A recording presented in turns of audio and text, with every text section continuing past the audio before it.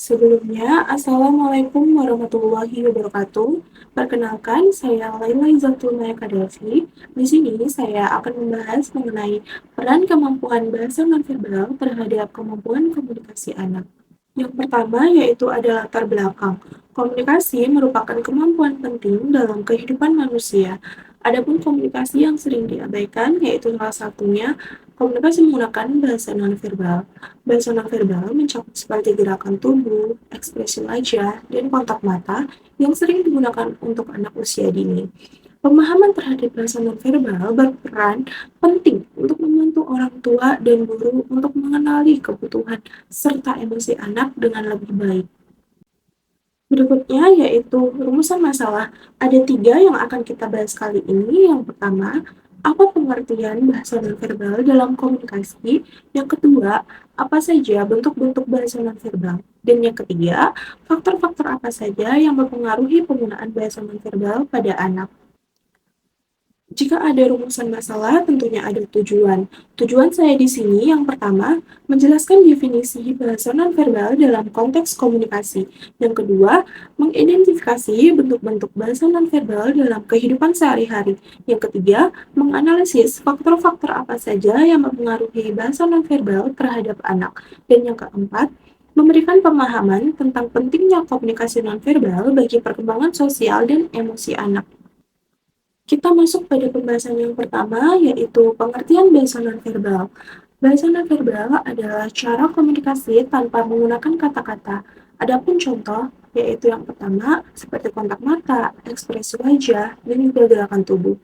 Bahasa nonverbal berfungsi untuk memperkuat makna, pesan verbal, dan mengekspresikan emosi secara lebih jujur. Berikutnya kita masuk pada pembahasan yang kedua, yaitu bentuk-bentuk bahasa nonverbal. Yang pertama ada kontak fisik, yaitu dapat berupa sentuhan, pelukan, ataupun jabat tangan untuk menunjukkan rasa kasih sayang, peduli, dan juga dukungan. Yang kedua yaitu gerakan tubuh, dapat berupa kontak mata, gerakan tangan, ataupun ekspresi wajah. Dan yang ketiga, suara. Intonasi dan volume yang dapat mengubah makna pesan. Yang keempat, penampilan fisik dapat berupa pakaian, warna, dan gaya yang dapat menunjukkan kepribadian dan suasana hati. Dan yang kelima, ruang dan jarak menunjukkan tingkat kedekatan atau formalitas dalam komunikasi. Berikutnya kita masuk pada pembahasan yang ketiga, yaitu faktor yang mempengaruhi bahasa nonverbal terhadap anak. Yang pertama adalah faktor konseptual, yaitu perbedaan pemahaman antara pengirim dan juga penerima pesan.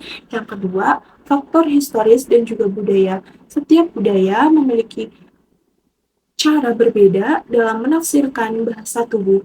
Dan yang ketiga, faktor metodologi, yaitu keterbatasan media, alat bantu, dan juga lingkungan pembelajaran. Yang keempat, lingkungan sosial mencakup pengaruh keluarga, sekolah, teman sebaya dalam membentuk kebiasaan komunikasi nonverbal terhadap anak. Lalu selanjutnya, peran bahasa nonverbal dalam perkembangan anak. Yang pertama, bahasa nonverbal dapat membantu anak untuk mengekspresikan perasaan sebelum ia mampu berbicara dengan jelas. Yang kedua, menjadi dasar untuk meningkatkan rasa empati dan juga hubungan sosial. Yang ketiga, membantu anak untuk meningkatkan kemampuan memahami emosi seseorang ataupun orang lain. Yang keempat, membantu guru dan juga orang tua menafsirkan kebutuhan anak yang belum dapat tersampaikan secara verbal ataupun secara kata-kata. Yang terakhir yaitu ada kesimpulan. Bahasa nonverbal adalah komponen penting dalam komunikasi, terutama bagi anak-anak.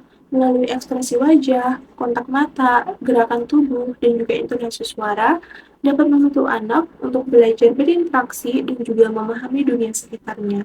Pemahaman terhadap bahasa nonverbal membantu orang tua dan juga pendidik mendukung perkembangan komunikasi anak secara optimal. Terima kasih, sekian yang dapat saya sampaikan. Kurang lebihnya saya mohon maaf. Wassalamualaikum warahmatullahi wabarakatuh.